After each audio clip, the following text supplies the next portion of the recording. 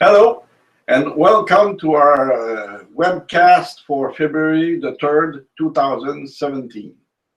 My name is Christian Lebré, and this is Amy Asbrook, the director of Toujours Vivant, Not Dead Yet. Hello.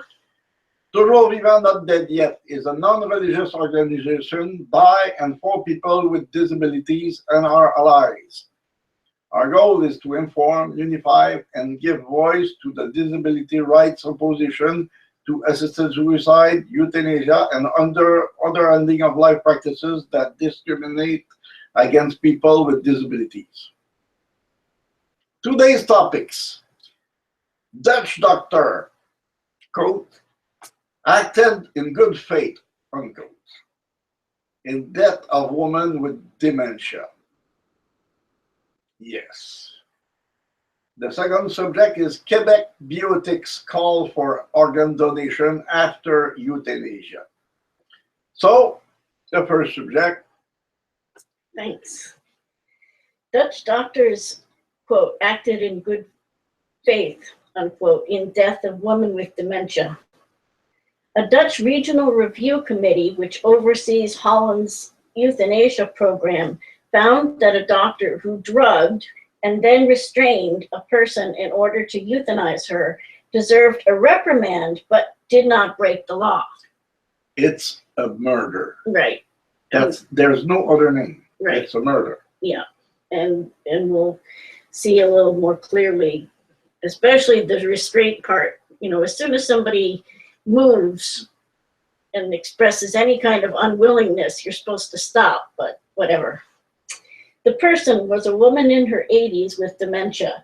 She had stated in her will that she didn't want to end up in a nursing home and wanted assisted suicide, quote, when I myself find it the right time, unquote. When her husband could no longer care for her at home, she was moved to a nursing home where staff reported that she was often frightened and angry and wandered the halls at night. So this is a woman who said, I'm going to say when I want assisted suicide, not, you know, somebody else deciding. And she was having a hard time. Now, there are ways to deal with that kind of anxiety and restlessness. It's very common in people with dementia. And, you know, we don't know if they tried to deal with it, but there are medications that can ease anxiety. And it takes more than 3 weeks to make effect. It takes a little while to find out what's the right medication and get the right dosage to have the right effect. So we're not sure if they really tried to ease her discomfort. And being angry doesn't mean that you are suffering. Right, exactly. It's a sentiment, a kind of, but it's not. Yeah. It's a feeling, but it's not suffering. Right. After a few weeks, the doctor at the nursing home determined that the woman was, quote, suffering unbearably, unquote, and therefore qualified for euthanasia. So instead of her saying that it was the right time for her, it was the doctor who decided that she was ready for euthanasia. Which is against her will. Right. It's against the law. You know, the whole idea of euthanasia is for the person to ask for it themselves. That's what's supposed to happen. But the doctor in this case decided that the person was ready. In the law that is written now. Right. Okay, you're supposed to be conscious and able to do it. Right, right. And the person is supposed to make the request, not the doctor. Despite reports that she stated she did not want to be euthanized in the days leading up to her death, the doctor did not discuss euthanasia with the woman so as not to upset her. Ouch, it's her life. Right, exactly. So the doctor has this idea in his or her head and just goes ahead with it without even talking to the woman to determine whether she wants euthanasia. Instead, the doctor put a sedative in her coffee and began to administer the euthanasia injection after the woman fell asleep. This is a scenario of a murder. Right. That's one way that people murder somebody else in many films. Right. The doctor basically tricked her and put her to sleep so that he could do the injection. The woman awoke and tried to sit up, at which point the doctor asked her family to restrain her so she could complete the injection. So she wanted to move, she wanted to live, she tried to move, to go away, but they kept They held her down. and make sure that they will be killed. Right, right. The review committee determined that the woman's declaration in her will did not clearly state that she wanted to be euthanized after being admitted to a nursing home, that's correct, because she said she wanted euthanasia when she said she was ready for it. Yeah. And she didn't say she was ready for it. The committee also included that the doctor crossed the line by giving the woman the first dose of sedative secretly. Yeah, crossing a line. Oh, just remember, we made a law because it was not so clear where the doctor crossed the line or not between relieving some suffering from killing the people, you know, with different drugs. That was imprecise. We made the law and made the line more imprecise and a lot further. Right. Ouch and double ouch. Right. Doesn't work. It's worse. The line that they're talking about are the safeguards that are supposed to prevent problems, and the doctor crossed that line, so violated the safeguards. Yeah. The doctor should have stopped once the woman moved, even if it was a reflex. That's what they found. Because it's the willing to live, so the law said you should not euthanize or give assisted suicide. Right. The law says that the person should be able to withdraw their request by any means. Any means and any time. Right, exactly. And if she moved to get away, then that should be a withdrawal of her consent. The way the law is done, even if the person received the entire dose of killing medication and say, oh no, stop, the doctor should do something to try to save her. Right, exactly. Despite these, quote, irregularities, unquote, the committee found the doctor acted in good faith in finding that the woman qualified for euthanasia because of unbearable suffering. Yeah, killing people in good faith have a name. It's what is it again? Involuntary manslaughter. Yes, involuntary manslaughter. So this doctor is committing an involuntary manslaughter. Right, but the problem is that the woman is supposed to request the euthanasia, not the doctor. Yes. And this committee is basically saying that that part of the law doesn't apply anymore. The committee is changing the law. Yeah, that's what they try to do, but it's not the case. Because remember, the law still the law. Murder is a murder. They create a small exception for euthanasia and assisted suicide. Okay, it's an exception. If you go either side of this line, you commit a murder and you're supposed to be sued by the police and so on and so on. Okay. Right. The review committee added that the case should come to court so that judges can confirm that any doctor who acts in good faith when providing euthanasia to people with dementia cannot be prosecuted. It's just the opposite. It should be prosecuted and condemned because it's a murder. Okay, maybe it's not exactly I want to kill you because you are bad or so, but it's still a murder. Right. The problem here is the woman did not ask for euthanasia. And the committee is saying that because the doctor decided that the woman gets euthanasia, when they do that, they're changing the law. And not only are they changing the law, they want the court to endorse their change of the law by making a ruling that doctors can act in good faith by euthanizing demented people. And doctors are the same as the population in general. There's 3 or 4% of deviant people in doctors. That's just the life, okay? So what they tried to do, they tried to say there is no deviant doctor in the profession. That doesn't exist, which is not true. Right. The lack of consequences for, quote, irregularities, quote, unquote, is not limited to the Netherlands. The Quebec Commission on End-of-Life Care found 21 cases of 148 analyzed with irregularities, including 3 where euthanasia was performed on people who were not eligible. So we have proof, documented proof, okay, that's the committee, our committee who said that it is existing here. There is 3 cases, okay, and 21 who are not so good, but 3 which is exactly something like really remember it, close to the case in the Netherlands. Right. 18 of the cases involved the second doctor not being independent. And so the doctor who did the euthanasia violated because the second doctor wasn't independent. But those other 3 cases where the person was not eligible. So in Quebec, there was 3 murder, which police do nothing. The people who fight against suicide do nothing.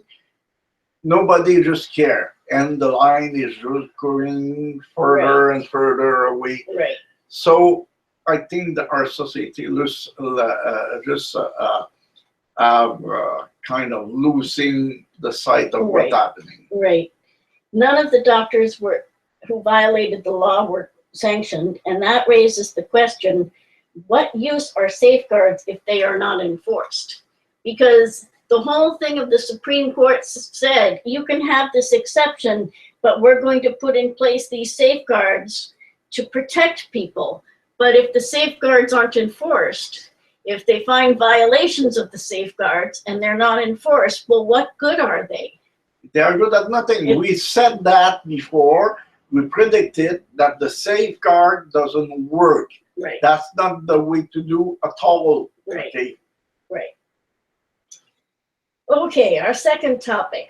Quebec bioethicists call for organ donations after euthanasia.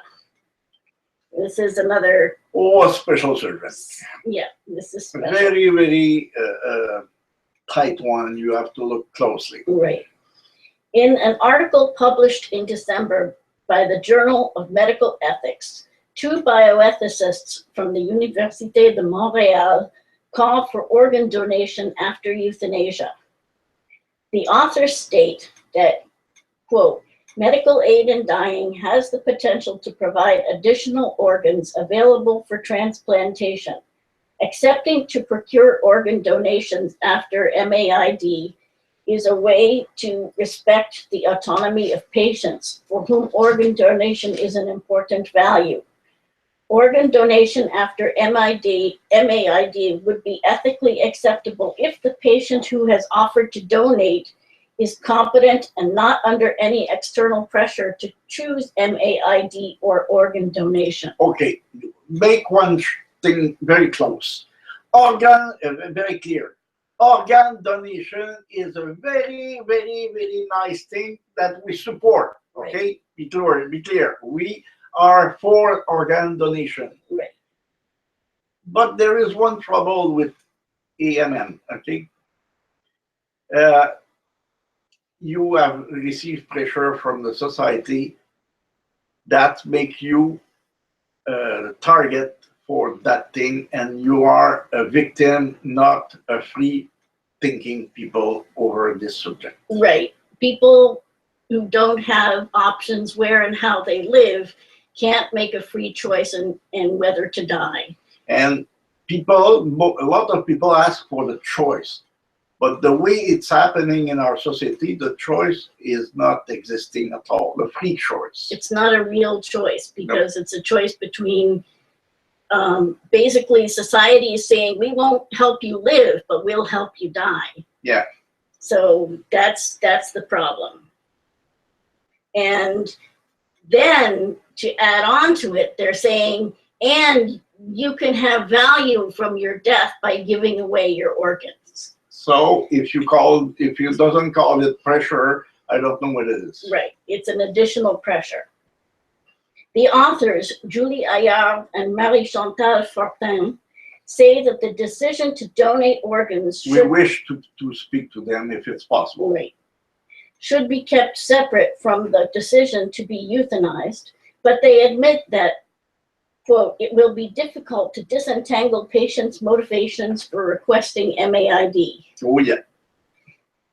They believe that, quote, the complete separation of the two decisional processes should help to ensure that MAID request is motivated by unbearable suffering as required by law and not by a feeling that one's value is limited to one's organs. How if safeguard doesn't work? Right, exactly. If people, how are they supposed to separate? They're already saying that it's going to be hard to disentangle the motivations, but then they say all we have to do is keep the decision separate, but that's not, that doesn't work. That's so easy. That's not the answer to the question. Because the two questions are linked, and they're linked in people's minds no matter how much you separate them.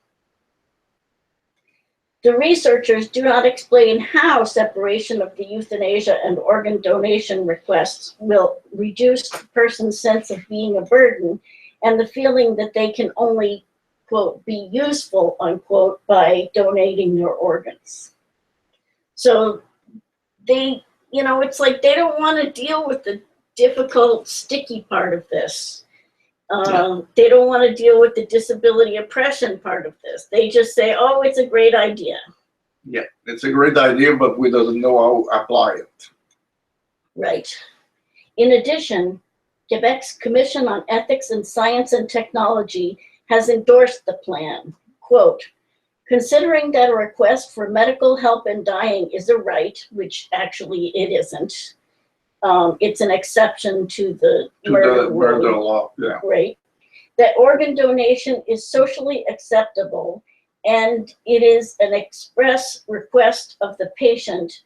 And considering that the Commission has always supported organ donation in preceding position statements, the Commission recommends that all the institutions responsible set in place the necessary conditions for making these two requirements compatible. So this is the Commission on Science and Technology, on Ethics in Science and Technology. So the way to make it compatible is to make sure that everybody have the all amount of money they need to live. They have no no, people aren't isolated. No isolation. Okay. You know that the society is perfect. If the society is perfect, euthanasia and assisted suicide, maybe it's possible, just maybe, okay? But before that, it's very, very tricky and dangerous. That's what we said. Right. This proposal, like the cost-saving research we discussed last week, both emphasize the, quote, benefit, unquote, of euthanasia to society and increase the pressure on people to give up their lives for the greater good. Yeah, you work more dead than alive. Right, exactly. During this week of suicide prevention in Quebec, this is the wrong message to be sending. Oh yeah, it's the wrong message because you do the promotion of suicide. And right now, we are in a suicide prevention week. Right, okay? Exactly. What do they do, those group who fights against suicide? Hey, a suicide is a suicide is a suicide. Right. Whatever the age, the condition, or whatever. Okay. Right. That's what we believe. But the suicide prevention organizations make a distinction between people who ask for assisted suicide and the people who try to kill themselves. Yeah, they are handicapped or discriminate. Right. Or, that's the discriminatory part. When they make the difference between assisted suicide and regular suicide, that's discrimination. And so the society should not support any suicide and any discrimination. Right, exactly. Okay, if you have questions on any of the topics that we talk about here, you can go to our Facebook page at facebook.com/toujours vivant not dead yet. or you can go to our website at tvndy.ca. You can email us at info@tv-ndy.ca, or follow us on Twitter @TVNDY. Thanks to Christian for helping out. Thank you, Amy. And thanks to you for being there. We'll see you next time. Take care. Bye. Bye.